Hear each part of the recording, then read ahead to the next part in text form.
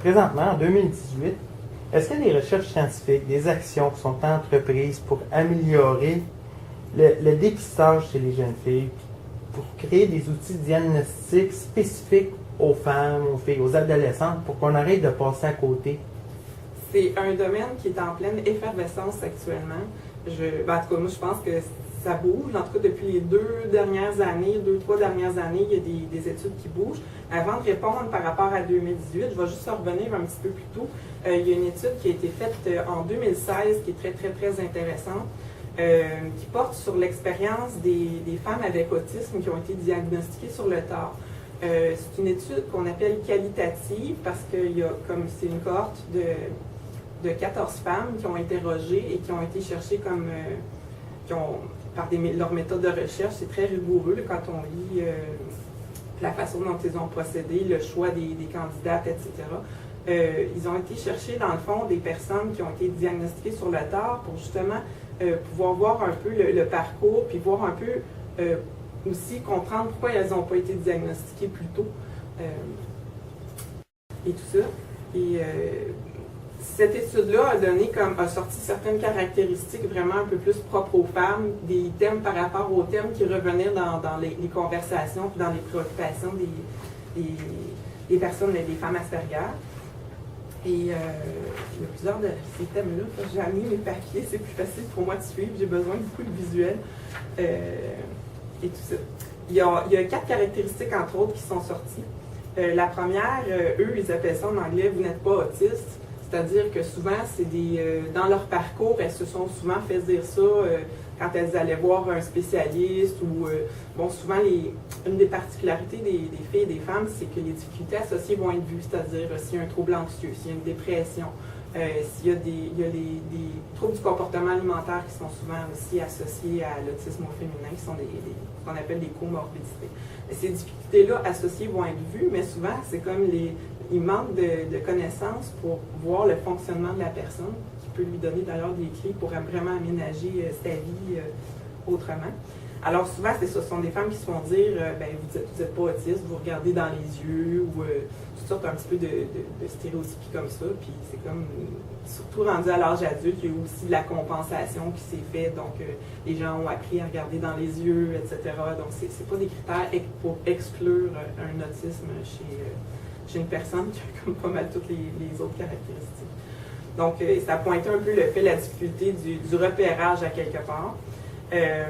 Une autre caractéristique qui est vraiment très, très importante qu'ils ont relevée, c'est la question du camouflage, ou en anglais, on va parler « pretending to be normal », c'est-à-dire être capable de passer un peu sous le radar quand on n'est pas trop longtemps dans des groupes sociaux. Souvent, ça va les femmes, quand on parle du comportement qui est moins apparent qu'un garçon, c'est que souvent elles vont compenser, elles vont avoir tellement observé et analysé comment les interactions se passent, comment c'est supposé se passer, qu'elles vont arriver à le faire. Mais la façon dont elles le font, c'est pas de la même manière que quelqu'un qui est neurotypique.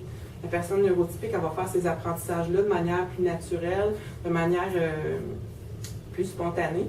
Tandis que la personne Asperger, elle va le faire d'un point de vue intellectuel. Elle va analyser qu'est-ce qui se passe dans telle situation, puis elle va adapter son comportement en fonction de tout ça. Ce qui amène aussi des fois beaucoup de fatigue au niveau social, parce qu'elles vont arriver à le faire sur une courte période, puis elles vont avoir besoin de beaucoup de repos après parce que c'est très demandant. Il y a tout le temps comme des pensées qui sont comme à l'œuvre en train d'analyser en même temps qu'on parle penser à dire bonjour, penser à faire un retour sur le voyage que la personne nous a parlé la dernière fois. Ça se fait pas de manière naturelle, ça se fait tout de façon apprise. Donc, il y a tout ce côté-là, camouflage. Les femmes Asperger vont beaucoup cacher leurs particularités plus Asperger, puis et tout ça. La troisième caractéristique, eux autres, ils parlaient de la passivité à la confiance. Le côté passif, mais en tout cas, je trouve, c'est peut-être pas le mot que je trouve exact, là, mais ils parlent un peu d'un profil qui est un peu plus passif parce que souvent les petites filles vont être moins dans l'action, dans la réaction, ils vont être plus justement dans le retrait, ils vont vivre les choses de manière beaucoup plus intériorisée que les garçons au niveau du comportement, au niveau de leur autisme et tout ça, ça va se passer plus de l'intérieur que d'être visible de l'extérieur. Et ce côté un peu passif-là, ça va être souvent des personnes Pas toutes, évidemment, chaque personne est différente, ça, il faut l'entendre aussi, puis c'est pas tout le monde qui a toutes les caractéristiques non plus. Les petites filles aussi, et les adolescentes, et plus tard les femmes, vont avoir aussi vont avoir tendance à vouloir éviter un peu les conflits, éviter les confrontations, ces genres de situations-là. Mais ce côté-là un peu passif,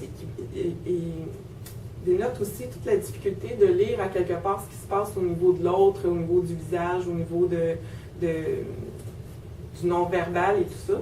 Et ça va faire comme une des difficultés que ça peut amener, c'est la difficulté à comprendre si on est dans une situation où on est en sécurité ou on ne l'est pas. Cette étude-là a d'ailleurs mis en lumière le fait qu'il y a beaucoup de femmes et d'adolescentes autistes qui ont vécu des abus sexuels. Souvent par difficulté de repérer que c'est une situation qui est à risque et tout ça, de difficulté de lire à quelque part ce qui se passe au niveau de la situation puis au niveau de la personne. Même de repérer quand quelqu'un va flirter et tout ça, tous ces signaux-là un peu subtils, la personne peut prendre ça aussi juste pour de l'amitié, puis finalement c'est pas de l'amitié, c'était autre chose.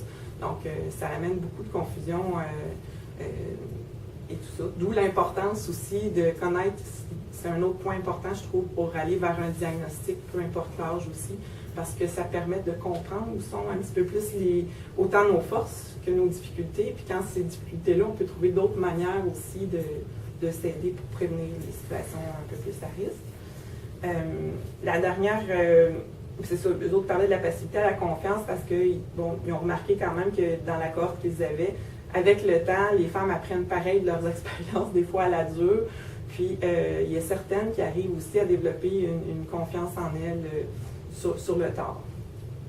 La quatrième caractéristique dont il parle dans cette étude-là, c'est au niveau de l'identité. En tant que femme qui a une condition du spectre autistique, il y a tout le rapport justement au fait pareil au camouflage, où des fois on a l'impression de jouer un rôle social plutôt que d'être soi. Fait qu'il y a toute une difficulté un peu à ce niveau-là. Puis souvent, le côté comme plus positif, au niveau de l'identité, ce qui est important, les femmes vont beaucoup, leur identité va beaucoup passer par leur intérêt spécifique. Il donnait l'exemple d'une femme qui a basé, elle, son travail professionnel, toute sa vie professionnelle, sur son intérêt spécifique qui est très obsessionnel, mais qu'elle, ça lui a donné un sentiment d'identité et ça lui a donné beaucoup de valeur parce que son travail est reconnu, etc. Donc, c'est sa participation sociale. Puis souvent, les interactions sociales vont aussi beaucoup se faire à travers les intérêts des filles. Fait que là, ça, on en parle dans 2016. Je pense que j'ai pas mal parlé des points que je voulais amener là-dessus. Puis là, je vais arriver en 2018. Parce que cette étape-là, cette étude-là de 2016, en fait, elle prépare le terrain pour des études plus quantitatives. C'est-à-dire qu'ils ont été chercher quand même des aspects. Ils sont revenus sur aussi des études qui avaient été faites antérieurement, qui avaient ressorti aussi des caractéristiques similaires. Puis, eux, leur but avec cette étude-là, c'est qu'il y ait d'autres chercheurs qui reprennent aussi cette étude-là pour aller vraiment définir de manière plus spécifique le portrait féminin avec des données quantitatives.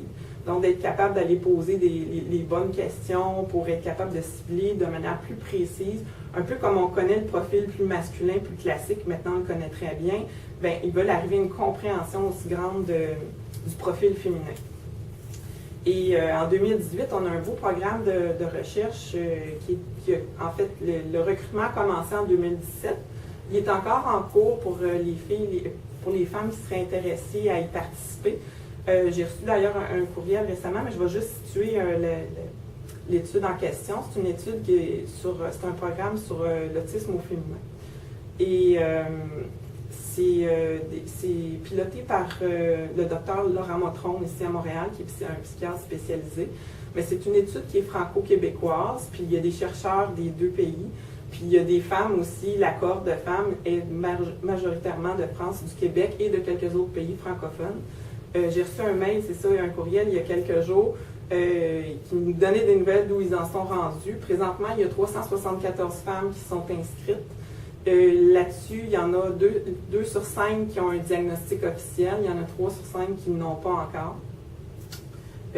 Parce qu'ils veulent aussi voir justement comme les femmes qui n'ont pas été diagnostiquer plus jeune. Donc, ils prennent aussi les personnes qui, en guillemets, s'auto-diagnostiquent pour aller évaluer, puis aller, je ne sais pas exactement comment ils vont procéder, je sais qu'il va y avoir des questionnaires, tout ça.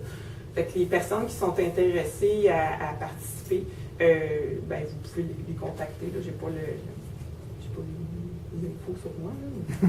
En tout cas, il y avait d'autres détails que je voulais avoir par rapport à ça. Ah oui, cette étude-là, ben, c'est ça, elle vise à mieux caractériser l'autisme au féminin, puis à terme, elle vise la création d'outils pour arriver à mieux diagnostiquer de façon un peu plus claire tout ça. Ouais, super. On est content de voir que ça avance. Ouais. Il est temps. Bon.